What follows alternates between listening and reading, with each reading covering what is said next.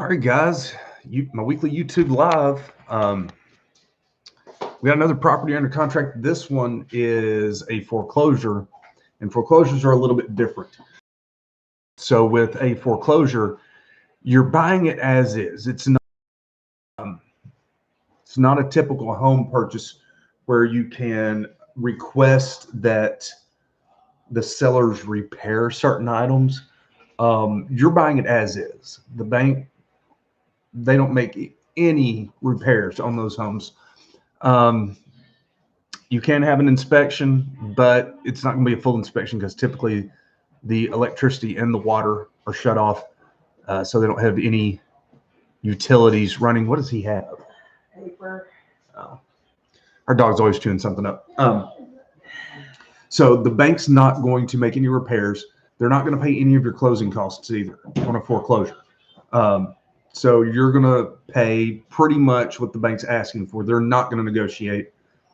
They're not going to pay your closing costs. So that could be an extra $4,000 to $5,000 on top of what you're paying for the house. And then they're going to request a $1,000 deposit on the home, which is applied to the overall purchase price. So that would be the contracted price, the agreed upon price, plus your closing cost. So those are just some things to know about foreclosures. Now, you can find some good deals with foreclosures. You really can. We just got a 3-bedroom, 2-bath home under contract for $99,900. Okay. So, you know, you're basically building in that home would probably go, if it were fixed up, go for around $120,000. So you're probably building in, you're building in some good equity there by getting it for $99,900. But if you miss one deadline, if you miss getting your earnest money in, if you miss getting a document signed and returned, well, they're giving you your $1,000 back and they're putting the home back on the market. So foreclosures are a little bit more tricky than just buying your regular home there. But we got it, we did it, and we're heading down that path now. So it puts four under contract right now, 4 pending. Right now, 2 of those will close next week, and 2 of those will close in May. So it's shaping up to be a pretty good second quarter for me. First quarter was a little bit slow.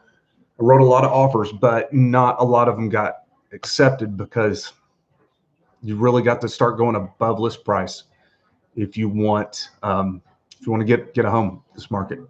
So that's what's been going on with me this week. Had a coaching call, been overseeing some repairs. I was underneath the house twice this week, so there's that. But yeah, it was a good week. It was a really good week, and I have my first quarter review with my broker on Monday, so we'll see what she says, and I'll jump on here and give you guys an update about that. Now,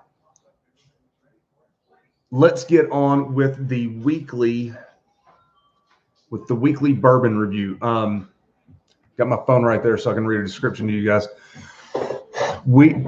Today we are taste testing and reviewing Evan Williams Bottled in Bond 100 proof.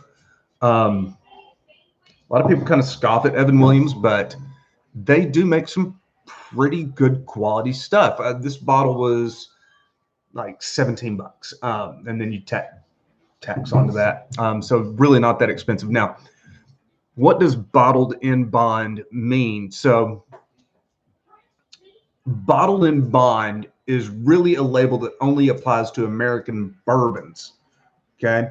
And I'm reading off my phone right here. So it says bottled in bond bourbon has been aged and bottled according to a set of legal regulations contained in the United States government's standards of identity for distilled spirits, as originally laid out in the Bottled in Bond Act of 1897. So they really have to follow all those guidelines that set out in that act before they can put the bottled in bond label on it. As you can see, it's full. I did break the seal. We're in this weekly update. with a nice swig. Thank you to whoever's watching. I really appreciate it. Drop a comment below so I'll know who you are. I'd love to get your feedback on this. As you can see, that bourbon right there, it doesn't cling to the glass like the last one. The last week's was Four Roses small batch. It's kind of clinging to it, so that's a nice property. The color's pretty good. Wow, you're getting the heat right off, and I don't mean like hot heat or spice heat. I mean like alcohol volume heat. You're getting that right off the bat. Really just kind of smacks you in the face.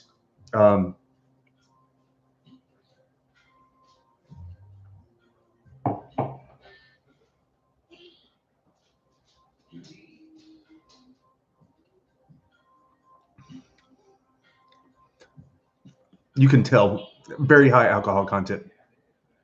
Very high. That's the predominant flavor I'm getting, is just that bam, that alcohol flavor hitting me right in the face. It's not bad.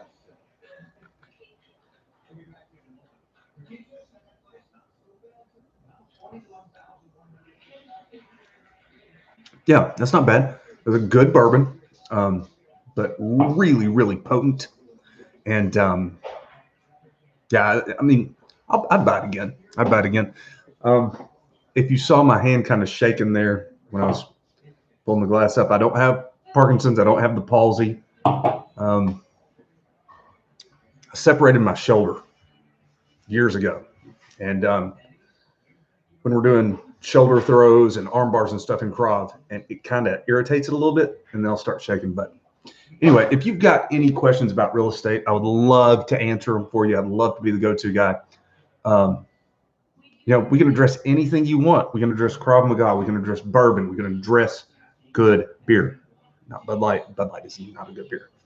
And definitely we can address real estate. So, guys, shoot me a message. Let me know what you want to talk about. Love to give you some content you want. Until next time, we'll see you later. Bye.